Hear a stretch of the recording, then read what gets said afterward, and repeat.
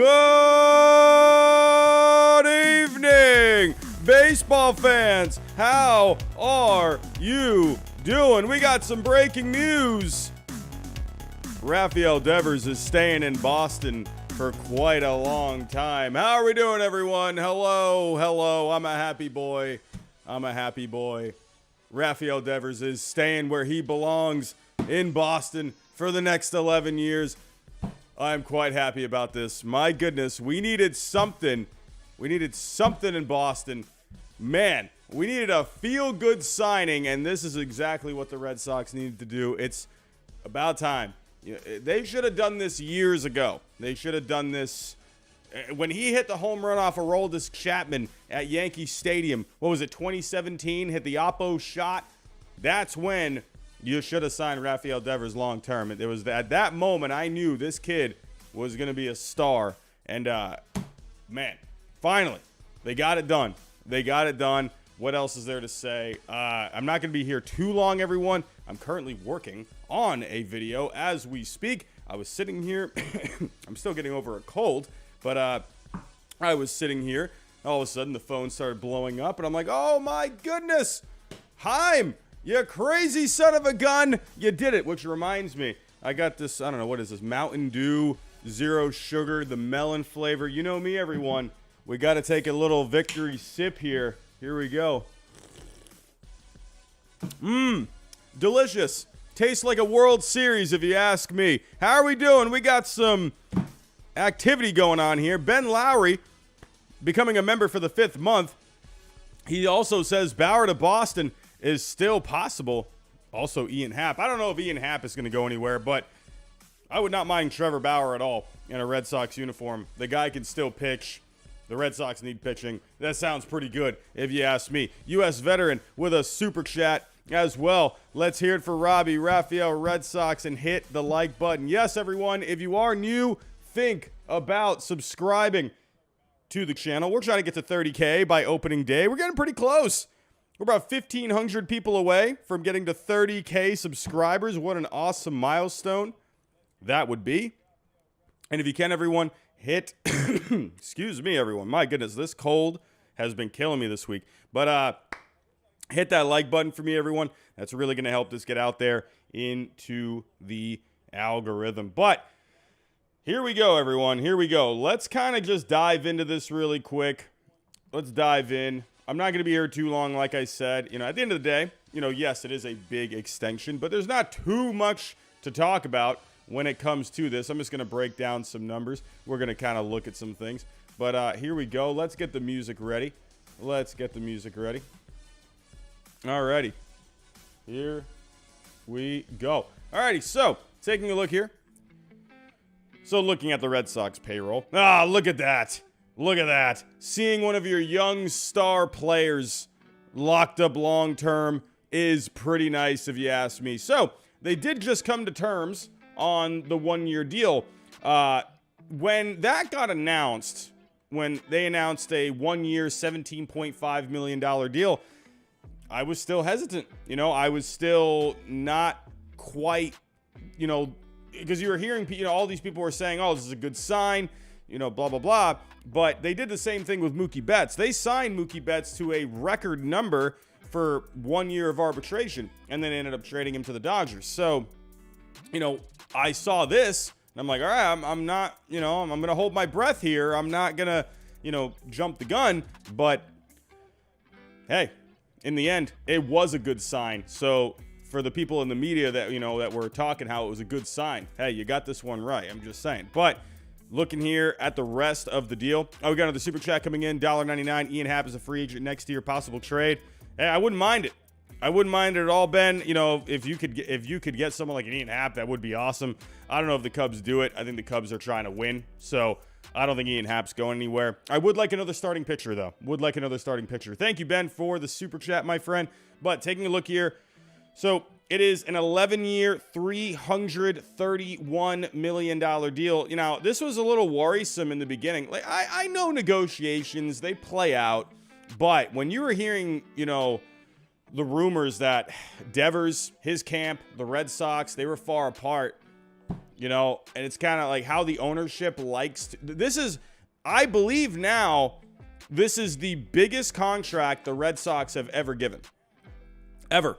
Now that I think about it, I think David Price was the biggest contract the Red Sox had ever handed out. This is definitely more than Manny Ramirez. Rafael Devers now. Yeah.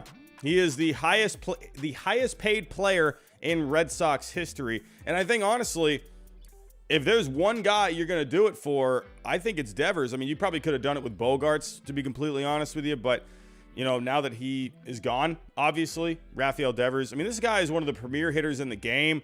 He's not going to be a Nolan Arenado out there at third base, but he has really improved at third base, especially with Alex Cora there. So Devers, I'm not too worried about him defensively. Yeah, he's not going to be perfect out there all the time, but hopefully with Devers, he can just kind of keep a consistent glove out there in the field because the guy is going to hit. He didn't do as well in the second half last year. He was running into some injuries, so hopefully he can stay healthy. Obviously an 11-year deal. I do think there was some pressure with the Red Sox. They had to get this done. If they did not get this done, they would have ended up trading him. That absolutely would have happened. But, I think ownership had definitely a part in this. I know the Red Sox have come out and said, this is a number one priority, yada, yada. But I do think ownership, they saw how, people in Red Sox Nation were reacting to everything with Bogarts leaving. They were making other signings, but people have not been happy, with the Red Sox, despite all of these signings that they've been making, bringing Justin Turner, Kenley Jansen, Yoshida, I'm excited about. But I don't think people were going to be really satisfied until you got a long-term deal done. And I think ownership saw that because ownership, I've said this many times, they are very big when it comes to the PR. They are very big when it comes to the public relations. And if they feel like they are getting a bit of a dent in the PR, they will do something to act on that, and this is the move that they made. They had to get this done, and I do. And again, another reason why I do think ownership kind of got into it a bit was because, again, the reports are they were extremely far apart.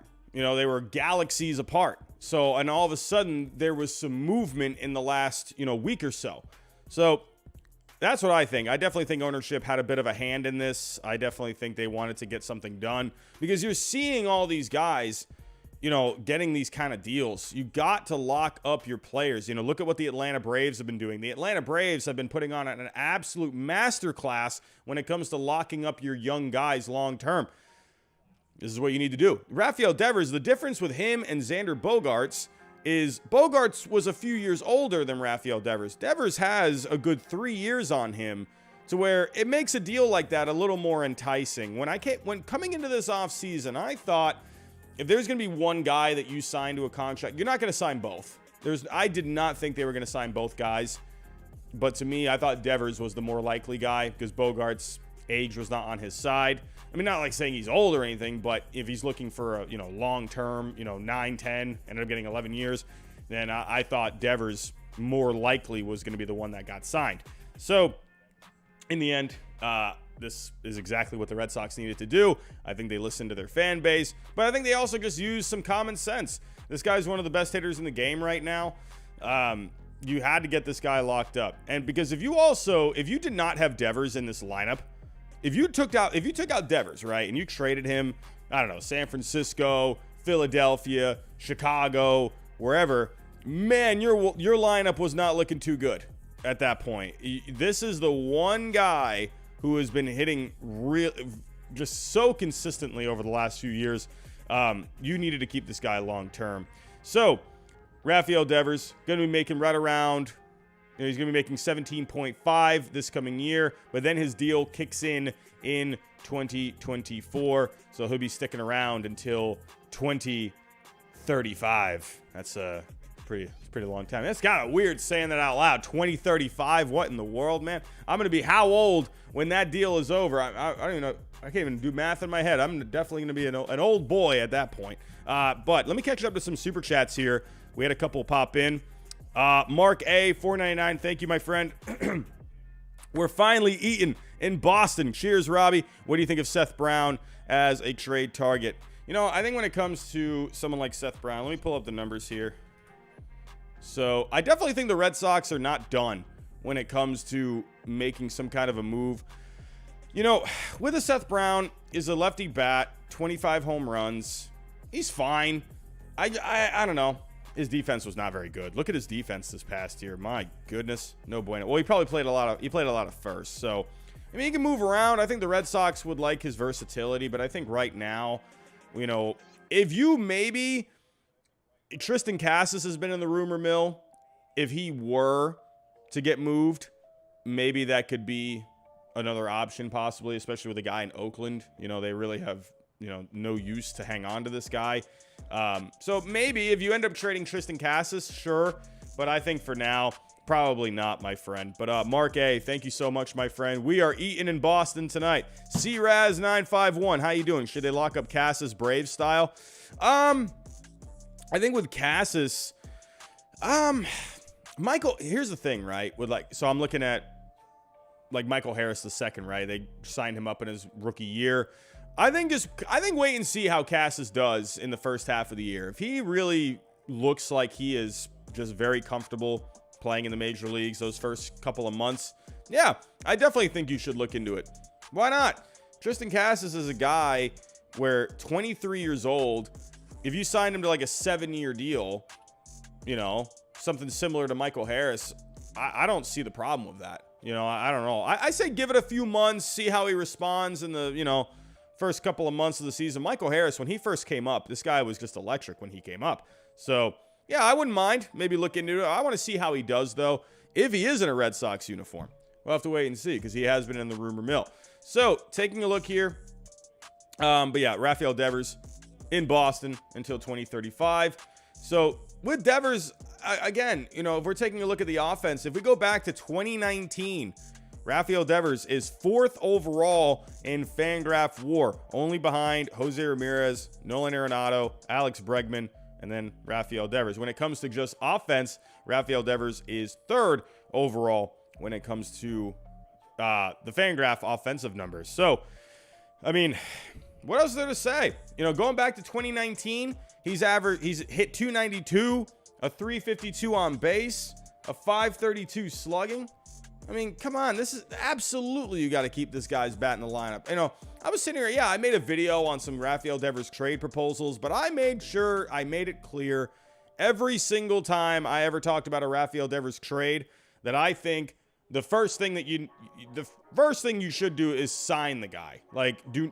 And I did not want to trade Rafael Devers at all. But hey, at the end of the day, you got to be realistic sometimes. So I'm just saying. But Rafael Devers, yeah, man, I did not want to trade that guy. Absolutely not. That would have been a complete bummer if you traded him. Honestly, you would be much better off signing him long term, you know, than what you would have ended up getting back for him. I mean, maybe you could have landed like a young third baseman, like someone like an Alec Bohm, you know, or like gotten a young starting pitcher that maybe could have turned into something. But in the end, you were way better off just signing Rafael Devers long term. Like whatever you were going to get back for him was most likely not going to be better than what he would have done for you in a Red Sox uniform. So I don't know, man.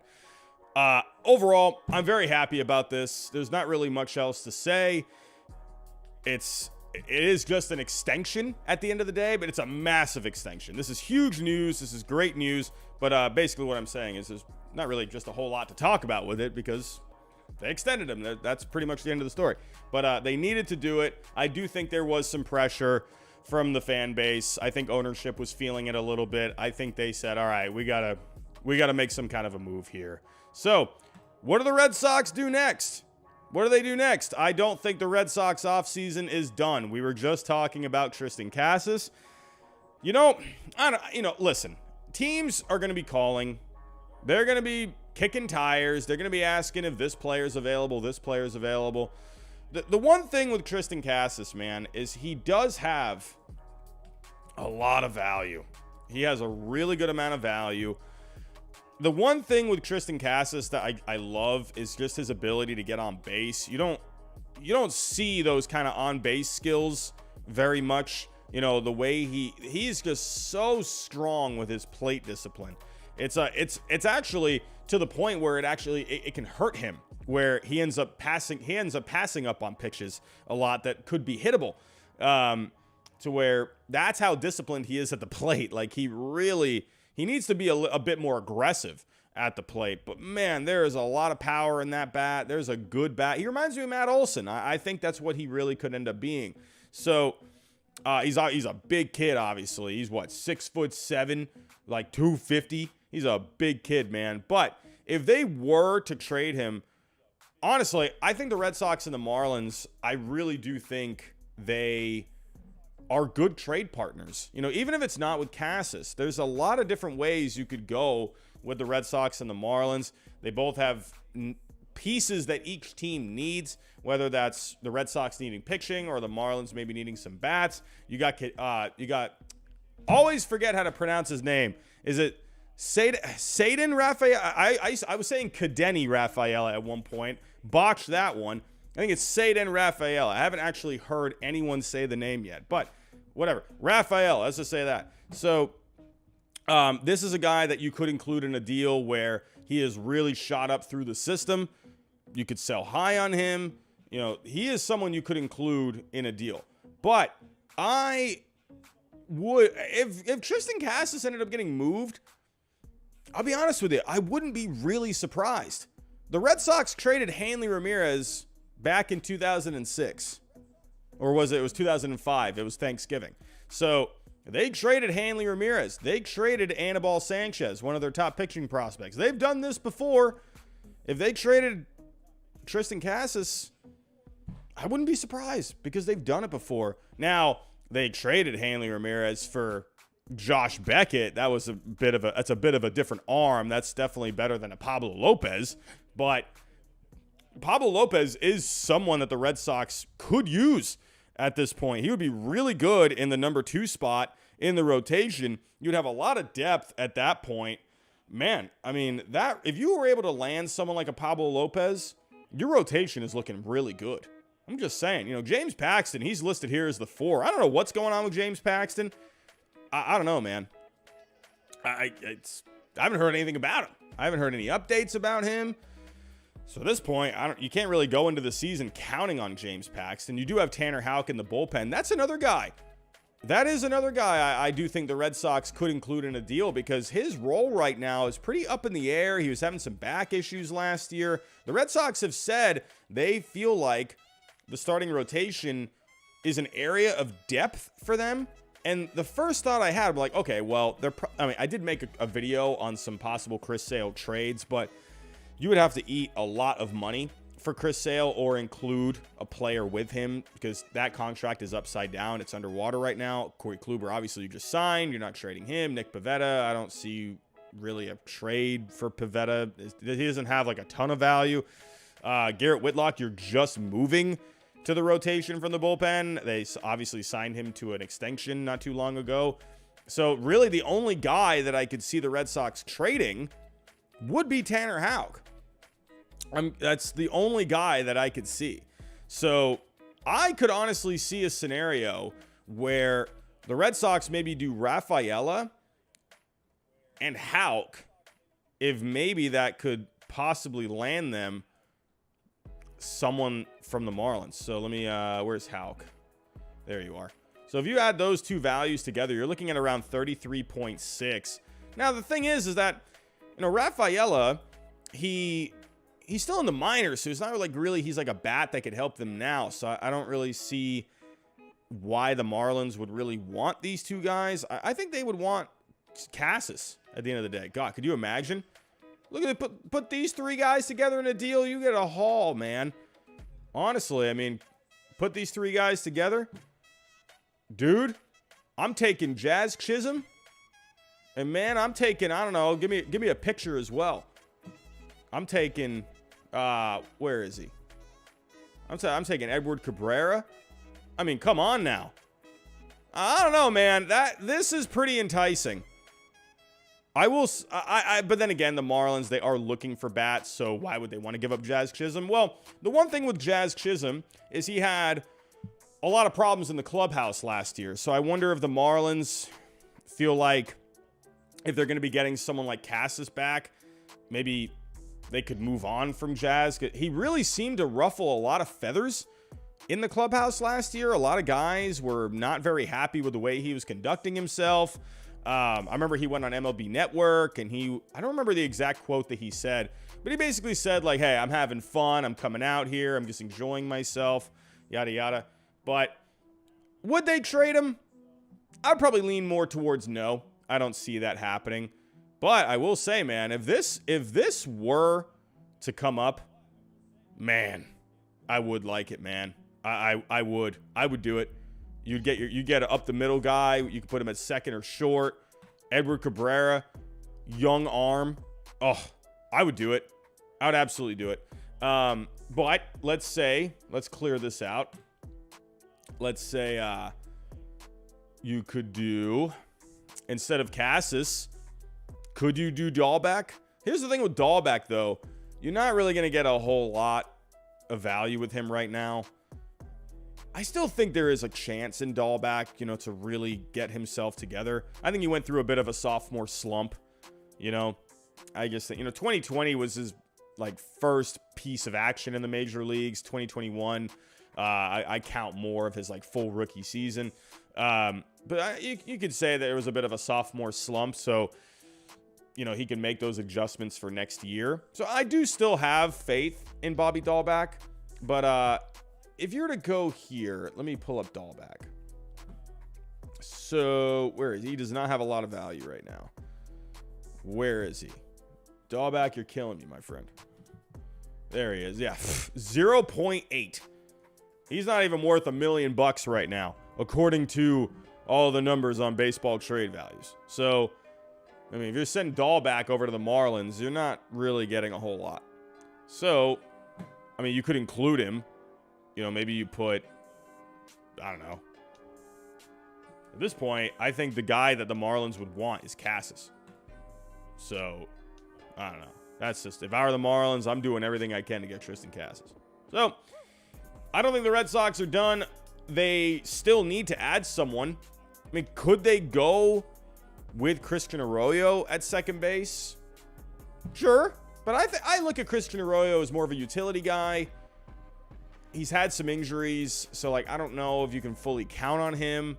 You could add someone for center field. You could put Kike at short or second. So there is another move for the Red Sox here somewhere. I think and I've just mentioned this, Pablo Lopez. I wonder if there could be a deal for Pablo Lopez. Or, hey, I'm just saying, man. Trevor Bauer is going to probably be available on Friday. Hey, bring him to Boston. I don't care. I'm all for it. Dude, if you got Trevor Bauer, that'd be awesome. I'd be stoked. I'd be doing cartwheels, whatever. I don't care what the guy does off the field. Go do what you got to do off the field. Come pitch 180, 200 innings in this rotation.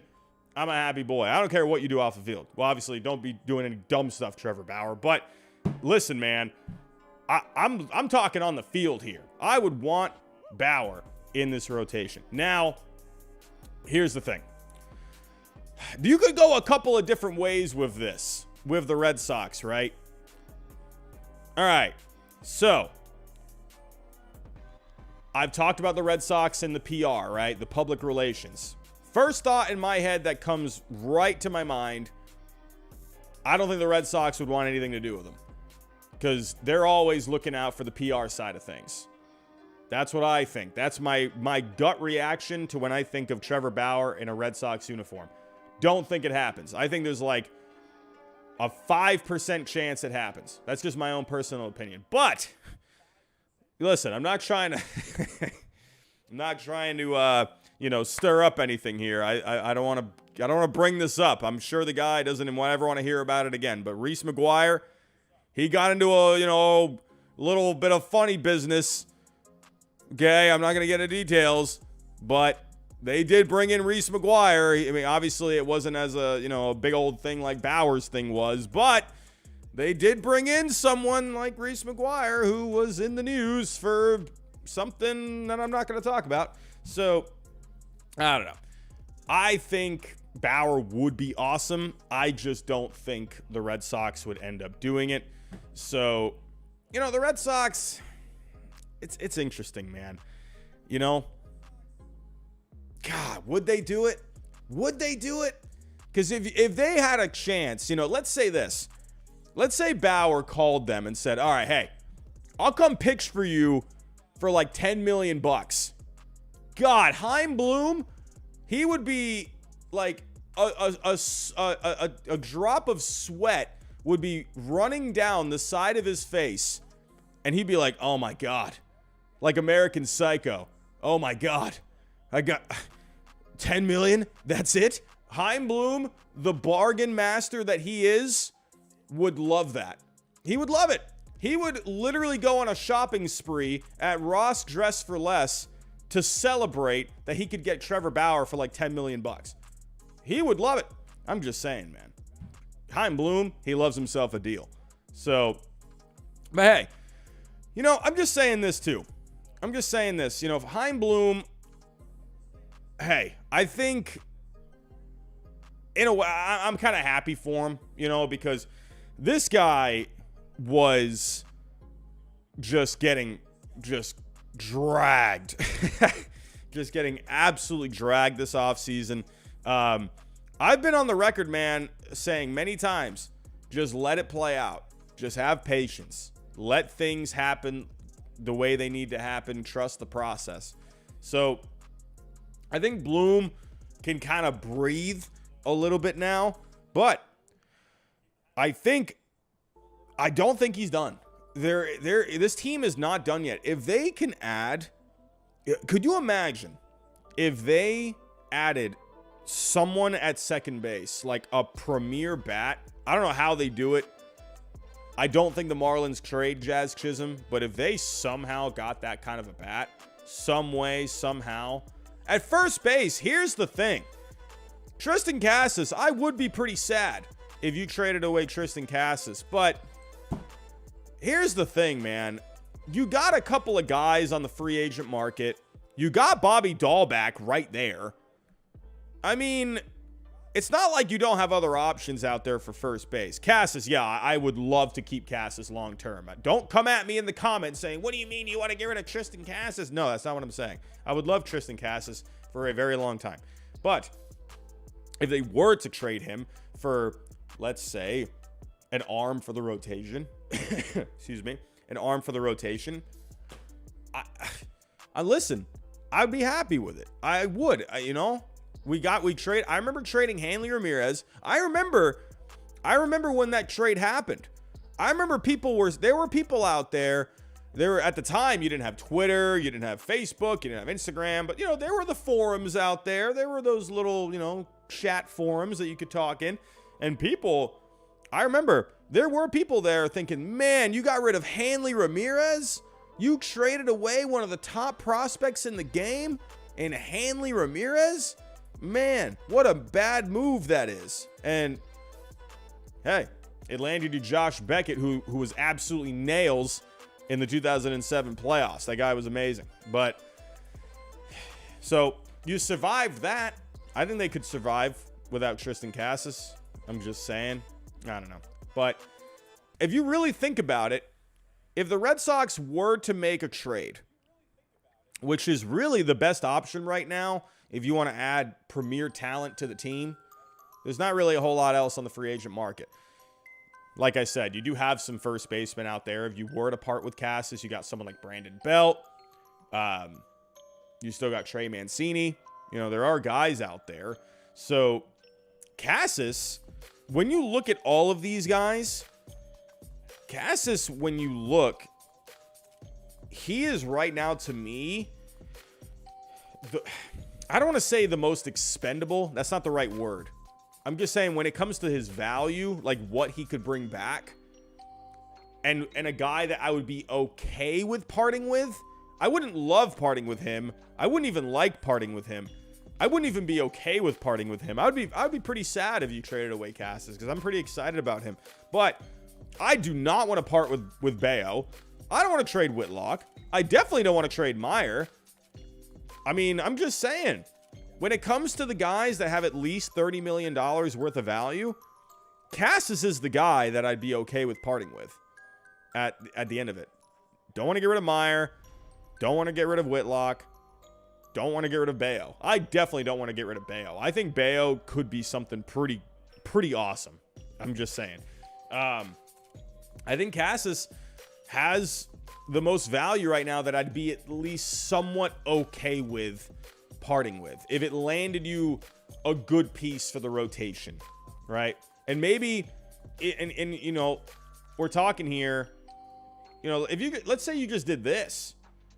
Let me take out Dahlback. I mean, if you got Lopez, and then, I don't know, they've been in the rumor mill with Wendell. I mean, Lopez and Wendell for Cassis? It doesn't look all that sexy, but Lopez would be a really good number 2. Wendell, you could plug in at second or short, whatever. At least with Wendell, you can move him around the infield, so he has that versatility. Chaim Bloom loves Joey Wendell, obviously from the Rays. So you could do this, or you could just hang on to Cassis and then sign Trevor Bauer. I don't know. What would you rather do? Let me know in the comments. I'm actually intrigued about that. What would you rather do? Would you rather trade Cassis for Lopez and Wendell, or would you rather just keep Cassis and sign Bauer? Would you be okay with the PR that Bauer could bring in, the possible distraction that he could bring in? What would you rather have? I'd be very interested to see what all of you think. You know, would you be okay with what Bauer would bring to the table? He'd bring a lot to the table. He'd bring media. That's what I don't think he's going to come to Boston. I just don't. I really don't. With the way the media is. But then again, hey, another guy I forgot to mention. I mean, this was a little different because you were trading Mookie Betts. But remember, when Alex Verdugo came to Boston, he had some stuff going on, you know, in the background as well. And the media, they were really on top of him, man. Like, they were really asking him a lot of questions in spring training. There were some question marks with him, you know, off the field. And he's found himself in Boston, and he's done pretty well. So, could you do Bauer? Now, Bauer is a bit of a different case. Bauer was getting more, like, mainstream media attention. So, Bauer is just a lightning rod. So, again, I don't know if the Red Sox would take a chance on that. I just don't. But there's a lot of things the Red Sox could do here. There's a lot of different ways. But I think in the end, this is the best thing that they could have done. This is easily the highlight of their offseason. This is one of the highlights of... this is one of the biggest highlights. This is easily one of the top highlights in Red Sox history. Because he is the biggest contract ever in Red Sox history. So that already in itself is historic in itself. So, but this was something you needed to do. You needed to get with the times. These teams were signing these guys to long-term deals. Re-sign Aaron Judge. That was another thing too. The Yankees re-signed Aaron Judge. You gotta answer that. You got, because if you're, I mean, come on. Like, if they're going to re-sign Aaron Judge, you got to bring back Devers, man. You know? So, this was a big move. This was the top priority. You know, Bogarts, could you have said that was the top priority? I don't think it was. I don't think Bogarts was the top priority. I think they were kind of 1A, 1B. But I think there was a bit more emphasis on Rafael Devers because he was the younger player. So I think they definitely wanted Bogarts back, but once the Padres kicked down the door and said, we'll give you 11 years, I think the Red Sox said, all right, yeah, we're not doing that. Nope, we're done. So I'm glad they came together. I'm glad they figured this out. They needed to figure this out. I'm just very happy about this. As a Red Sox fan, this is exactly what you needed to see. It's a good day in Boston. It's a good day for Red Sox fans. There's still work to do, though. There's still work to do. They need someone up the middle. They need another guy. Listen, you could go to the Marlins. You could knock out 2 birds with 1 stone. You could. If you give up someone like Cassis or maybe a couple other pieces. Now, could you get a... Let's do this. But then again, the Marlins want offense. But whatever. Let me just... So that's why I keep going back to Cassis, because they want bats. But could you do something different? Could you do Tanner Houck? Could you do Rafaela? Let me take out Cassis here. So you could, at least on paper, get something done. You know, you're getting pretty close. If I go to validate this trade, it's a minor overpay at the moment. So on paper, with the numbers, can you get a deal done for Lopez and Wendell? Yeah, I think you could. So I think you have to throw in someone else. Houck, Rafaela. I don't know. Could you Mikey Romero, they just drafted. I kind of wonder if they would include someone like Nick York or Romero, 2 up the middle guys. You can hang on to one of them for the long term. Let's say you put in Mikey Romero, maybe, or you could just do Nick York. Here's the thing. I think they really like Nick York. I don't think they want to get rid of him. They were scouting him for a long time. But if you, again, I don't know if Marlins fans would really want this package. I think, honestly, if a team said no, I think the Marlins would probably not want this. They would get a young pitcher in Tanner Houck in return, and then they would get 2 offensive players, but they wouldn't help right now. That's the thing. The Marlins, I think, want someone that can help them right now. They just signed Gene Segura. So I would think Cassis makes so much sense, because he can play right now. Like, he's young, but at least you can put him in the lineup today. So I don't know. I think the Red Sox and the Marlins, the 2 things that the Red Sox need, the Marlins have: an up the middle guy and a number 2 for the rotation. This is what I think the Red Sox, this is the easiest path to finish off your team. Or could you just, I don't know, maybe go get Wendell somehow in a low-key trade, bring him in for, maybe a prospect or 2. Go sign Trevor Bauer. I'd be okay with that too. I'd be okay with that. But let me know, everyone, what you think down below in the comments. We got up over 400 people in this stream. I was not expecting to go live. Hyde Bloom, you son of a gun, you did it, my friend. You got it done. You got it done. Thank you, Hyde Bloom. But let me know everything you think down below in the comments. I want to thank everyone for stopping by. I just want to make sure. James Hirota became a member for the 9th month. Thank you, my friend. You are amazing. Christopher Gavin, a $5 super chat. Would the Red Sox pursue Bauer if the Dodgers cut him? So, yeah, I just dove into that. If you missed what I said, I personally don't think they would. On paper, they could use someone like him. Public relations, though, it could go either way, because they have brought in guys like Reese McGuire, like Alex Verdugo, who have had some issues off the field in the past. But Trevor Bauer is more of a lightning rod. I don't know. Would the Red Sox think Trevor Bauer, the juice is worth the squeeze? I don't know. Maybe I think they'd be okay with bringing in guys that have stuff if they had stuff going on, but it's not really in the mainstream all that much. I don't know. My bet would be no on Bauer. But then again, if Hyde Bloom could get him on a cheap deal, I think he'd be pretty excited about it. But everyone, I'm going to get out of here. I have said that all that I can say. If you can, leave a like for me on the way out. If you can, if you're new, subscribe to the channel. We're trying to get to 30K by opening day.